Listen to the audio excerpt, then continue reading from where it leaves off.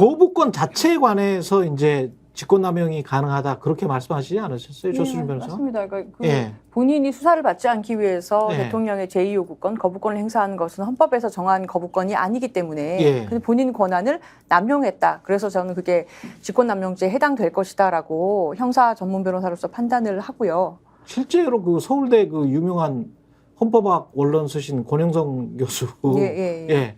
다 헌법학 원론이면 다 이 사람 책 읽었었거든요. 예, 옛날에. 맞아요. 예. 예. 근데 거기에 어떤 분이 이제 찾아주셨는데 법률 거부권의 행사 요건의 실질적 요건 A 988쪽에 있습니다. 권영성 교수님 책에 한국 헌법학의 최고 권위자십니다. 대부시죠. 예. 예. 그리고 윤석열 대통령도 이 책으로 공부했어요. 예. 100%입니다. 100% 이 책으로 공부했는데 정당한 이유가 없는 법률안 거부권의 남용은 탄핵 소추의 사유가 된다. 아, 그렇게 써 있어요? 그렇게 써져 있습니다. 제가 그 책 딸딸 외웠었는데. 그거 상식 아니에요, 근데? 아니 여기 써져 있습니다. 그냥 권영성 교수의 서울대 권영성 교수 헌법학 원론 모든 고시생들이 다 이 책 가지고 공부했습니다. 988페이지 실질적 요건, 네, 법률 거부권의 행사 요건, 다른 거 뭐 이런 게 있을 수 있다.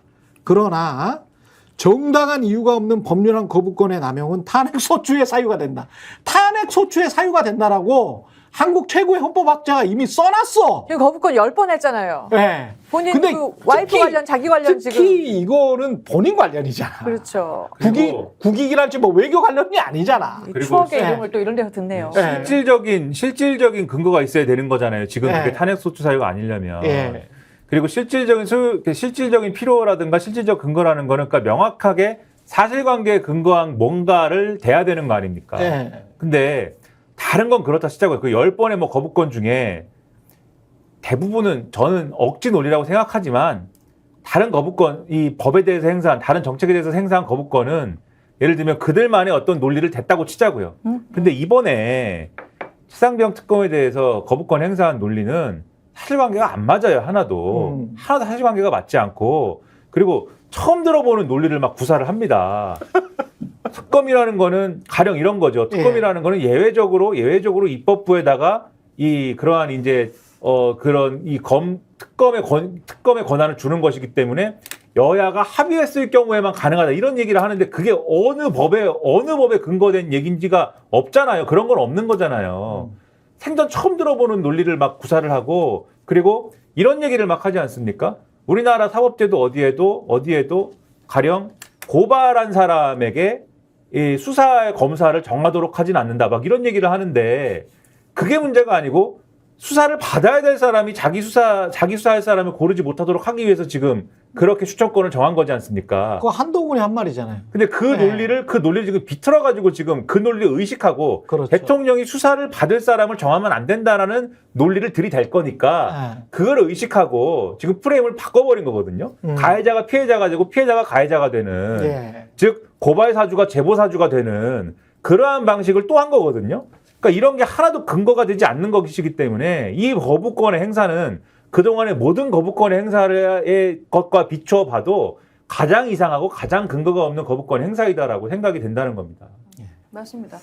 이 최상병 특검 수사 관련해서 제 생각에 앞으로 어떻게 흘러갈 것이냐, 그 아까 핸드폰 녹취가 나왔다라는 점이 육성이 나왔다라는 점이 또 이제 국회 관계자까지 또 들었다라는 정황도 그렇죠. 밝혀지고, 그러면 결국에 VIP가 경로했다라는 사실관계를 부인하기는 어려울 거예요. 그러면 아까 말씀하신 대로 이제 또 이상한 얘기들 경로하는 게 죄야? 벌써 나오는 게 수사에 영향은 안 미쳤어라는 겁니다. 이걸부터 인과관계 부인이라고 해요. 그렇죠. 내가 예. 이런 행위를 했지만 범죄 행위하고는 아무 상관이 없다라는 주장을 하기 시작할 거예요. 그러면 대통령 비서관들이 알아서 긴 거예요? 그렇죠. 근데 여기서 이제 딜레마가 나와요. 네. 이게 중요한 포인트인데, 네. 그럼 보통은 범죄 수사할 때 이럴 때 누가 나오냐면 꼬리 자르기 위해서 꼬리에 해당하는 사람이 튀어나와요. 그렇지. 내가 자발적으로 했습니다. 우리 두목은 아무 상관이 없습니다. 라고 할 부하가 보통 튀어나와요. 그거를 이미 김정민 변호사 측은 예측하고 있더라고요. 마지막 꼬리 자르기는 이시원도 아니야. 그 위에 있는 사람이에요. 그 위에 있는 사람이 마지막에는 대타로 나올 것이다. 몸빵하러 나올 것이다. 맞습니다. 예. 지금 그 상황까지 밀어붙여서 왔어요. 예. 근데 여기서 그럼 딜레마가 지금 저는 그걸 왜 안 하고 있느냐가 좀 궁금했는데 딜레마가 뭐냐면 몸빵할 사람이 나와서 내가 죄를 지었어. 그렇지. 내가 이첩 권한이 있는 사람인데 예. 이첩을 불법으로 해야 되는 상황인데 못하게 막았어. 내 권한 내가 남용했어. 예. 내가 직권남용죄의 범인이요라고 나오면 그렇죠. 여기서 VIP가 경로한 것이 만약에 인과관계가 내가 영향을 받아서 이첩 방해를 한 것이다라고 되면 대통령하고 공범이 성립할 수 있어요.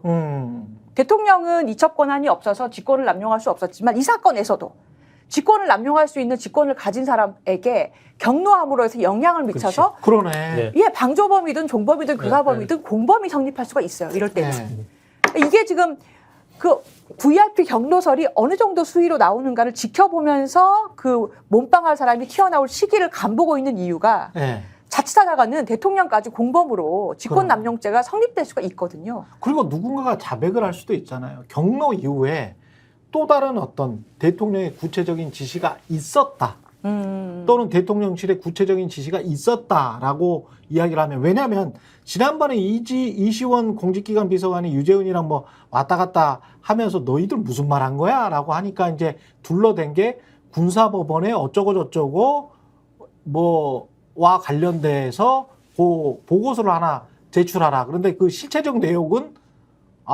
이 최상병 사건이네? 함의하는 게 뭐 이런 내용이었잖아요. 그러니까 어떻게든 추상적으로 돌아가려고 하는 거를 보면 실질적으로 지시한 내용이 들통날 것을 굉장히 좀 두려워하는 것 같다라는 느낌. 그래서 우리가 지금 이시원이 유재현한테 지시한 내용은 보고서를 제출하는데 그게 일반적으로 보이는 군사법원의 뭐 사법 절차에 관한 무슨 다시 한번 재고를 한번 해보자. 그 보고서를 한번 제출을 해봐라. 요렇게 지금 말을 둘러대고 있거든요. 그러면 여기에서 한 걸음 더 나가서 구체적으로 이 최상병 사건과 관련한 어떤 녹취가 하나가 더 나온다 할지, 자백이 하나 더 나온다 할지, 이러면 또 빼박의 증거가 되지 않을까 그런 제가 생각도 보기에는 들어요. 이미 예. 그 정황이든 증거든 차고 넘쳐요. 여러 많아 지금 이미 많이 나왔어. 근데 아까 왜 저거 했잖아요. 왜 어제 그제 이렇게 나온 게 뭐냐면 대통령이 경로할 수도 있지. 또 이런 논리가 등장했거든요. 아니 대통령이 경로할 수도 있어요.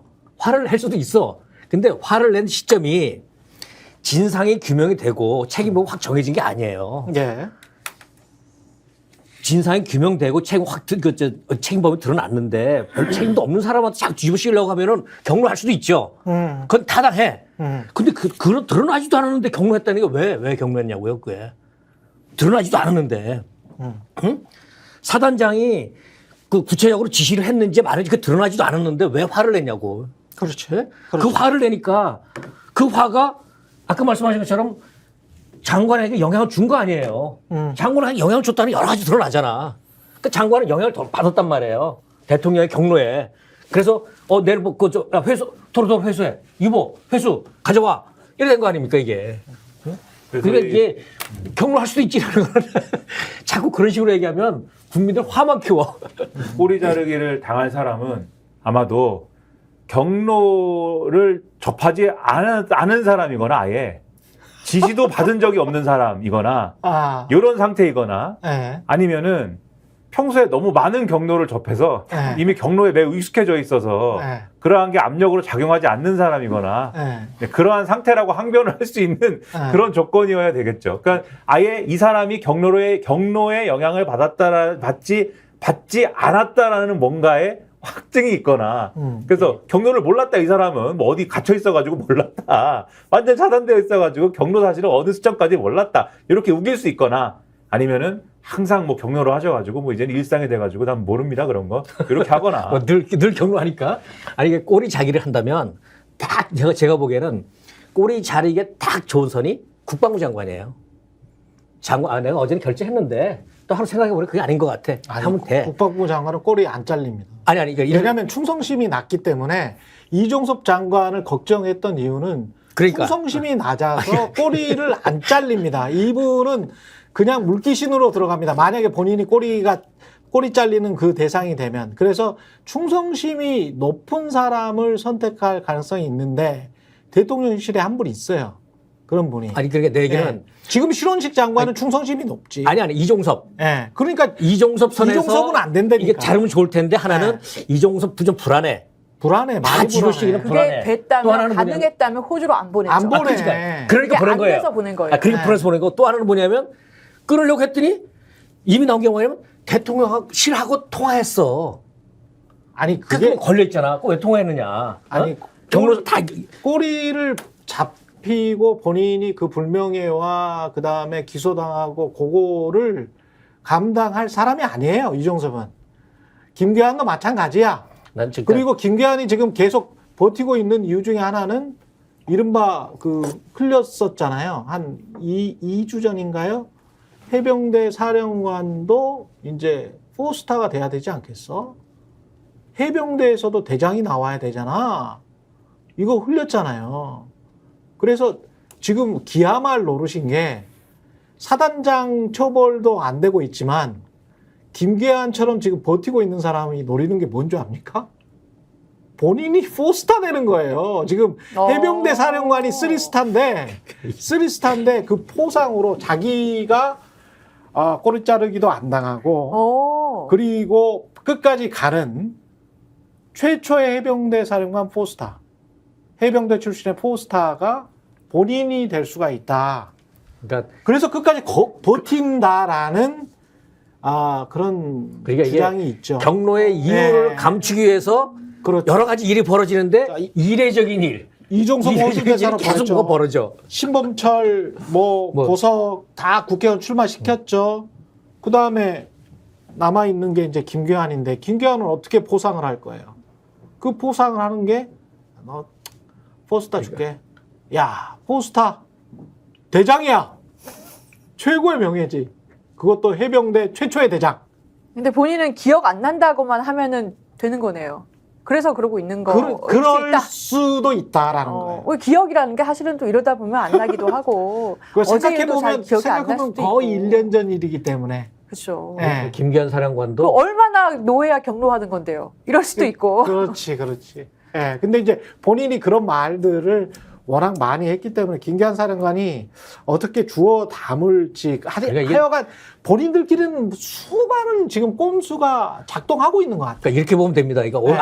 아주 그런 그, 얘기까지 있군요. 이해하기 네. 쉬운 그런- 사건이 하나 벌어졌는데 그런 썰이 있다. 가수 김호중 지금 이 사람 뭐냐면 뭐 사법방해 종합 세트다. 예. 오늘 저 영장 심사하고 그러나요?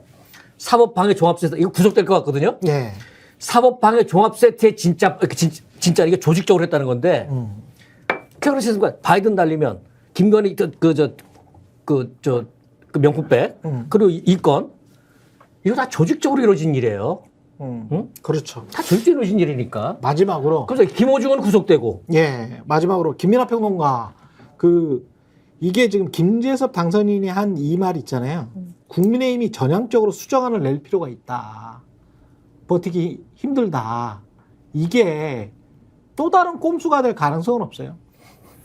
그럴 가능성도 있겠죠. 그래 엑싯은 지금 생각을 하고 있는 것 같아. 대결 국무위원회 엑싯은 또 다른 수정안을 내 가지고 특검이 흐지부지 되게 하는 그러는 뭔가 시나리오를 짜고 있는 것 같기도 하고.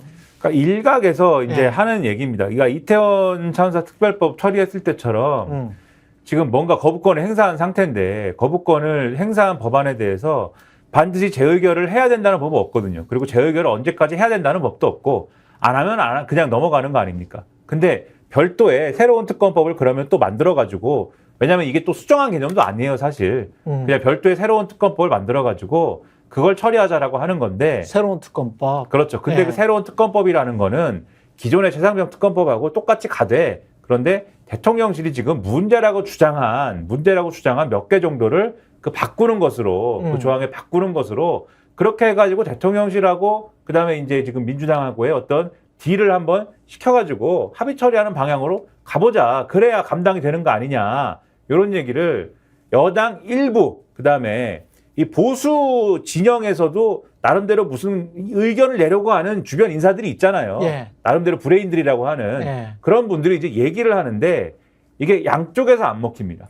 대통령실이 안 하고 아, 그래요? 대통령실이 안 받고 민주당이 네. 안 받아요. 네. 왜냐하면 여기서 얘기하는 이 수정돼야 되는 조항이라고 하는 게 예를 들면 그 뭐 브리핑하는 조항 있잖아요. 피의 사실 이해 부분에 대해서 국민의 알 권리를 충족시킬 수 있다라고 하는 그런 부분은 수용 가능할지 몰라요. 그런 예. 부분은 고칠 수 있는데 추천권 어떻게 할 거냐. 예, 추천권을 국민의힘 1명, 민주당 1명, 그다음에 대통령이 최종 선택한다라고 했을 때 국민의힘 추천으로 선택할 거잖아요, 대통령은. 그럼 그렇지. 요거는 민주당이 그러면 요거는 양보하기가 어려울 것이고, 요 부분은. 그리고 대통령실 입장에서는 지금 쭉 말씀드렸지만 어떤 형태로든 특검을 인정하기가 싫고 어려운 거거든요.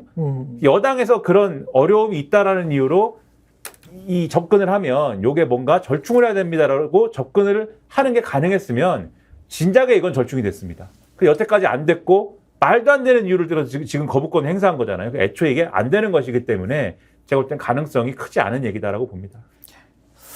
김웅 의원 얘기 잘 들으십시오. 예. 저희가 얘기할 때 오셔가지고 라이브로 관전하시기 바랍니다. 반드시 주변 사람들 데리고 오시기 바랍니다. 구독, 좋아요, 알림 설정 해주시기 바랍니다. 좀 살려주십시오, 저 좀.